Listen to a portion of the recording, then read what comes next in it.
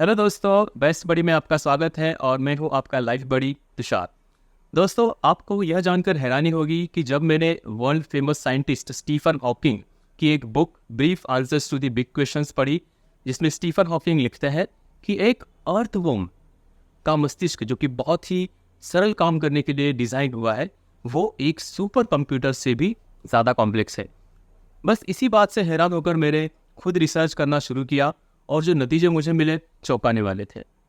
किसी भी इंटेलिजेंट स्पीसी से कोसों दूर अर्थवर्म, इसका खुद का वेट 2 से 3 ग्राम होता है, उसका 0.2 ग्राम से भी छोटा मस्तिष्क एक सुपर कंप्यूटर को, जिसमें अरबों कैलकुलेशंस पर सेकेंड करने की क्षमता है, जिसके आधार पर कॉम्प्लेक्स स्पेस मिशंस तक रचे जाते हैं, उस सुपर कंप्यूटर से भी ज़्यादा कॉम्प्लेक्स है।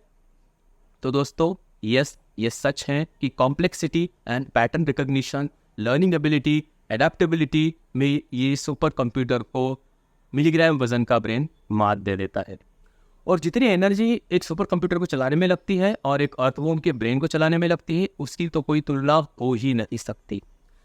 दोस्तों, तो नेचुरली अगला ही सवाल मेरे मन में आता है कि 13 किलोग्राम से ज़्यादा 89 बिलियन न्यूरॉन्स से बना हुआ हमारा इतना बड़ा ब्रेन, हमारा मस्तिष्क कितना मैजिकल होगा, जिस पर पिछले 3.5 अरब वर्षों से काम कर कर प्रकृति ने यह एक बायोलॉजिकल मैजिकल गैजेट इवॉल्व किया है। फिर भी हम में से कितने लोगों को लगता है कि ये सही से काम नहीं कर रहा है। देखो, एक चींटी उसके छोटे से ब्रेन के साथ ज़्यादा खुश नज़र आती है, और हम क्या हमारी उच्चतम स्तर पर इवॉल्व सोचने समझने की क्षमता, इमेजिनेशन, मानसिक समस्या पैदा कर रही है, या हम इस बेहतरीन क्षमता को सही से इस्तेमाल करना ही भूल गए हैं। साइंटिफिकली जानने के बाद मुझे सबसे चौंकाने वाली बात यह लगी कि हम में से ज़्यादातर लोग कभी अपनी क्षमताओं को पूरे जीवन भर जान ही नहीं पाते। यह कोई फिलॉसफी नहीं है, प्रैक्टिकली साइंटिफिकली यह सच है कि हम हमारी क्षमताओं को जानते तक नहीं है। लेकिन ऐसा क्यों?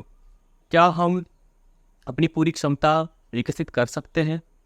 और पूरी क्षमता का मतलब एग्जैक्टली क्या? ऐसा क्या करें कि हम हमारे जीवन का जो अनुभव है उसे हम समृद्ध बनाएं? देखो, जब आप इस दुनिया में आए थे, सर्वाइवल की बेसिक रिफ्लेक्सेस को छोड़कर हमारा जो पूरा ब्रेन है वो खाली था, मतलब माइंड उसमें था ही नहीं। तो ब्रेन सेल्स आपस में जुड़ी हुई थी ही नहीं, मतलब खुद की पहचान तक हमें नहीं थी। तो brain the story of you में मतलब ये बुक है, इस बुक में फेमस न्यूरोलॉजिस्ट डेविड ईगलमैन वो लिखता है कि हमारी न्यूरोनल डेंसिटी, मतलब न्यूरॉन्स के सारे कनेक्शंस जीवन के पहले 2 सालों में लगभग आज जब मतलब अडल्टहुड में जब हम आए उससे 4 गुना थे। मतलब 2 सालों में हमने इस दुनिया को जितना हो सके समझने की कोशिश करी, लेकिन अडल्टहुड में आते आते हमने जो ज़रूरी नहीं था उसे भुला दिया। देखो, हमारे एनवायरनमेंट, माता पिता, टीचर्स, सोशल मीडिया और वो सभी चीज़ें और घटनाएं हमारे ब्रेन में इकट्ठा होकर एक कैरेक्टर फॉर्म करती है, कैरेक्टर बना देती है, जिसे हम मैं समझते हैं, और वो विकसित हो जाता है धीरे धीरे। लेकिन सिर्फ उसी को हम हमारी दुनिया और खुद को देखने का एक नज़रिया बना लेते हैं। देखो, यहाँ पर ध्यान से समझने की कोशिश करनी होगी कि आप खुद को उतना ही समझते हैं जितने लाइफ एक्सपीरियंसेस और खुद के प्रति लर्निंग आपने आपके ब्रेन में रिकॉर्ड किया है। यहाँ पर जानना ज़रूरी है कि हमारी एक ब्रेन सेल्स जो है वो, जिसे हम न्यूरॉन्स कहते हैं, लगभग 10,000 कनेक्शन बना सकती है और सीख सकती है। तो सोचो, 89 बिलियन से ज़्यादा न्यूरॉन्स कितना कुछ सीख सकते हैं। लेकिन हमारी पर्सनालिटी, कैरेक्टर बनते समय सिर्फ कुछ हिस्सों के न्यूरॉन्स में हमारी कैरेक्टर को सीमित नॉलेज इन्फॉर्मेशन मिली है एनवायरनमेंट से। तो हम हमारे आसपास के लोगों से और ये भी सीखते हैं कि पर्सनालिटी लिमिटेड है और हमारी अवेयरनेस भी लिमिटेड है। एक हम बॉक्स में फंस जाते हैं, और जैसे हमारी ये लर्निंग हो जाती है, हम अपने लिमिटेड बॉक्स के अंदर ही रहना, मतलब रियलिटी ऐसे सोचने लगते हैं और उसको एक लेबल लगा देते हैं, और इसी लिमिट्स के, जैसे कि फॉल्स बिलीफ हम कह सकते हैं, जिसे हम सच्चाई मानने लगते हैं। लेकिन साइकोलॉजिकली देखो, ये लिमिटेशन एक परसेप्चुअल इल्यूजन है जो कि कॉन्क्रीटाइज हो चुका है। लेकिन आप किसी भी उम्र में इस फॉल्स बिलीफ को रियलाइज़ करके कॉन्शियसली उसे एक नया रूप दे सकते हैं और ब्रेन में मौजूद हमारे बहुत सारे न्यूरॉन्स को और लाखों कनेक्शन बनाकर आपकी जो आइडियल पर्सनैलिटी है, आइडियल लाइफ है, उसे डेवलप कर सकते हैं। लेकिन क्या कभी आपने ये नोटिस किया है कि मोटिवेशनल वीडियो देखकर, किताबें पढ़कर या कोई स्पीच सुनकर हम खुद को बेहतर बनाने की कोशिश में जुट जाते हैं, लेकिन कुछ ही दिनों में हमारी इंटेंसिटी कम हो जाती है। वो 21 दिन का आइडिया भी काम नहीं करता और जैसे थे वैसे हम हो जाते हैं वापस।